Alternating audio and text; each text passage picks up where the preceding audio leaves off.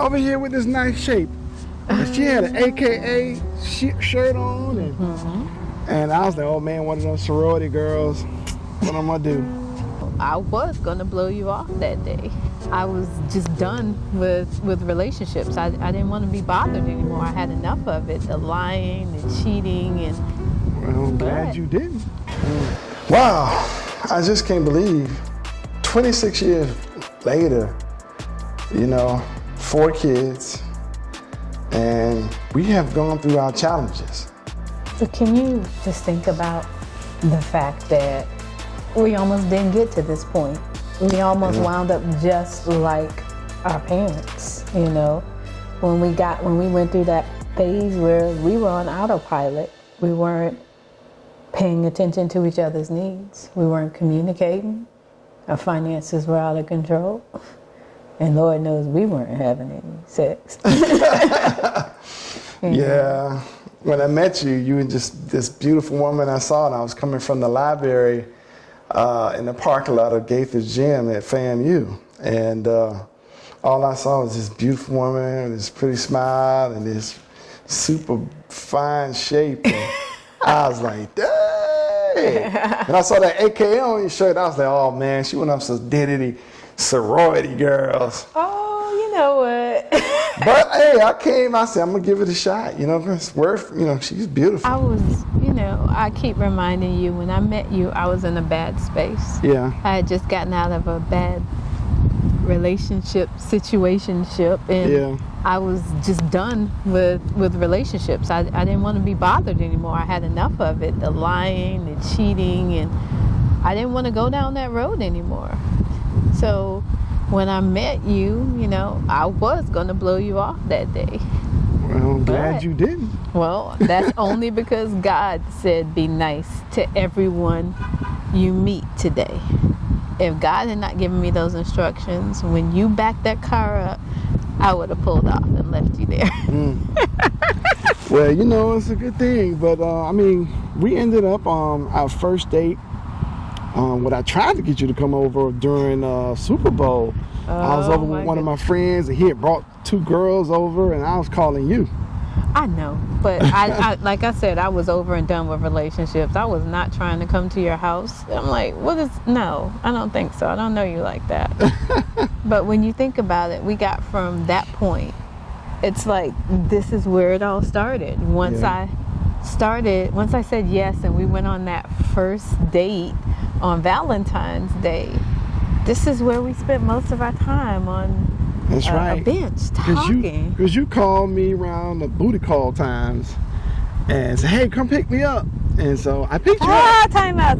Where did you get the booty call part from? Well, That's not the 11, case. 12 o'clock at night. You even called me around 1 o'clock in the morning. Well, I didn't know any better, okay? Right. I didn't know any better, I promise. But I was just checking to see if you were like everybody else.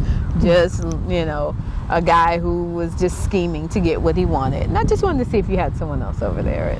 Yeah, but we ended up driving by the lake and just really, taking our time and talking. We talked about some of everything. Yeah. That's where we really kind of found out a lot about each other.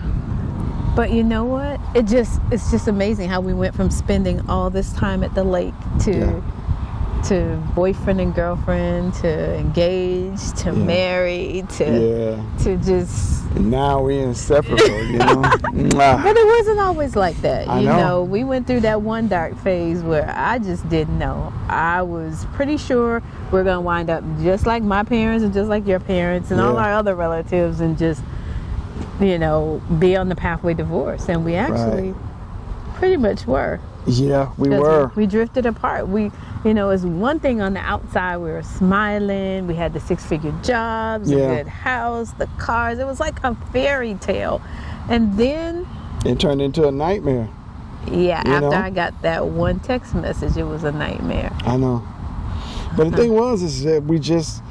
we were young. We didn't understand about having a successful relationship. We didn't know about each other's love languages, because, what I came from, I wanted touch, and I wanted a woman to have a lot of experience in sex, and that was not the case with you.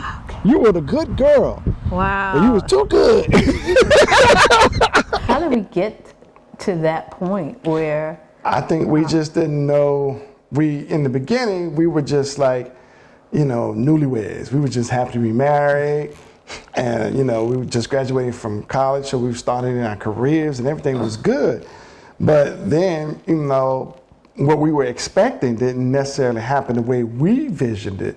Yeah. And we needed to talk more about, we did a lot of communication, but we didn't talk too much about finances. We really didn't know a lot about finances other than, we were making a lot at that time. We knew a lot how to spend it. Exactly. And then when it came to the sex part, Okay, pump your brakes. I didn't know a whole lot about that. Yeah. And I was expecting you to know a little bit more, you know what I'm saying? A little bit more, a lot more. I don't know what the heck that stuff was you were talking about. I was trying to be cool with it, I ain't want to. But trying to be cool. Oh, really? Like you didn't know what dirty talk was. Okay. Don't take me back there.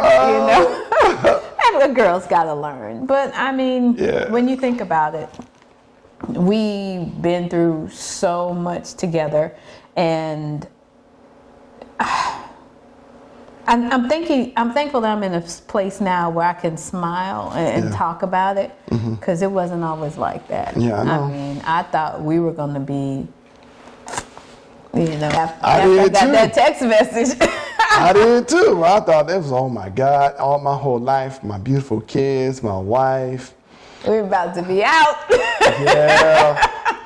I can laugh now, but I swear to God, I really wanted to choke you back then. Well, you did beat me with the pillow. That's besides the point. That was a pillow. At least it was a pillow, because it could have been a lot worse. That's true. I'm glad we didn't have a gun at that time. No, I won't even go there. But you know what? I'm thankful for the pastors and the coaches that we had in our corner that stuck with us, that gave us tools and strategies, and just, help get us back on track. Because that was a lonely road, just to feel like you're, to feel, well, I felt at that time that I had invested so much time in this relationship, and just to see it kind of unraveling before your eyes. You got that right. Yeah. But hey, we made it through, and life is going up and better, and our kids are doing well in school, and things are looking good. We're starting our businesses and everything. It's been, I won't say it's been easy street, but there is light at the end of the tunnel. A lot of couples, when they have to go through bankruptcy, when they have to learn to rebuild trust. When they have to, learn to still exercise their faith, and struggle in their finances. When there's so much going on at a time, so many things pulling for your attention, it's like it can pull the two of you apart if you don't have that solid foundation, which is rooted in God. And I thank God that He got us through that part, that we didn't wind up like our parents. I know that's right. And so now I'm just glad that I got my wife. Glad that we didn't. She's beautiful. Come here, give me a kiss. Give me. Don't be giving me no, I just met you kiss. Give me a kiss. Okay, we're taping. I look like people like, ooh, you sure that